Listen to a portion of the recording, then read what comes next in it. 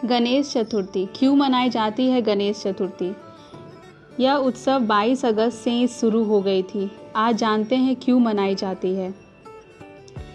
10 दिवसीय गणेश उत्सव की शुरुआत 22 अगस्त से जो शुरू हो चुकी थी, जो कि 1 सितंबर भाद्रपद शुक्ल पक्ष की चतुर्दशी तक मनाया जाएगा। गणेश उत्सव से पहले दिन श्री गणेश जी की घर में स्थापना की जाती है और पूरे 10 दिनों तक उनकी विधि विधान से पूजा करके आखिरी दिन गणेश विसर्जन किया जाता है। हिंदू धर्म में यह प्रसिद्ध त्योहारों में से एक माना जाता है। इस दिन को बप्पा के जन्म के तौर पर मनाया जाता है। जानिए गणेश चतुर्थी मनाने के पीछे की पौराणिक कथा।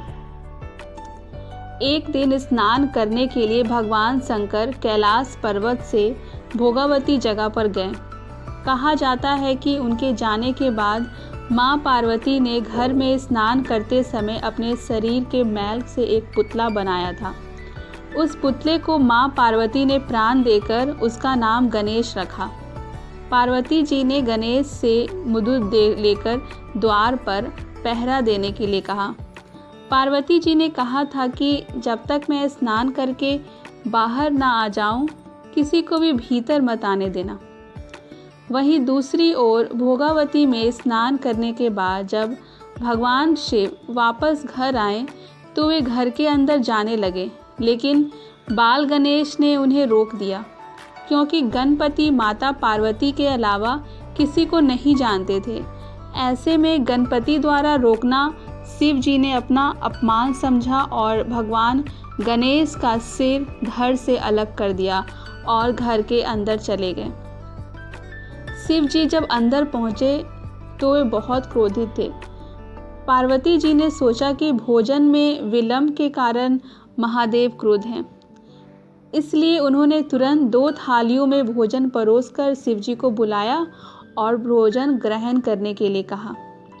दूसरी थाली देखकर शिव जी ने पार्वती से पूछा कि यह दूसरी थाली किसके लिए है। इस पर पार्वती कहती है, यह थाली पुत्र गणेश के लिए, जो बाहर द्वार पर पहरा दे रहा है। यह सुनकर भगवान शिव चौंक गए और उन्होंने पार्वती जी को बताया कि जो बालक बाहर पहरा दे रहा था, मैंने उसका सिर धड़ से अलग कर दिया है। यह सुनते ही माता पार्वती दुखी होकर विलाप करने लगी, जिसके बाद उन्होंने भगवान शिव से पुत्र को दोबारा जीवित करने का आग्रह किया। तब पार्वती जी को प्रसन्न करने के लिए भगवान शिव ने हाथी के बच्चे का सिर काटकर उस बालक के धड़ से जोड़ दिया। पुत्र गणेश को पुनः जीवित पाकर पार्वती जी बहुत प्रसन्न हुई। यह पूरी घटना जिस दिन घटी उसी दिन भाद्रपद शुक्ल चतुर्थी थी, जिसके कारण यह दिन गणेश चतुर्थी के रूप में मनाया जाता है। तो ये था कारण कि हर साल क्यों मनाई जाती है गणेश चतुर्थी। धन्यवाद।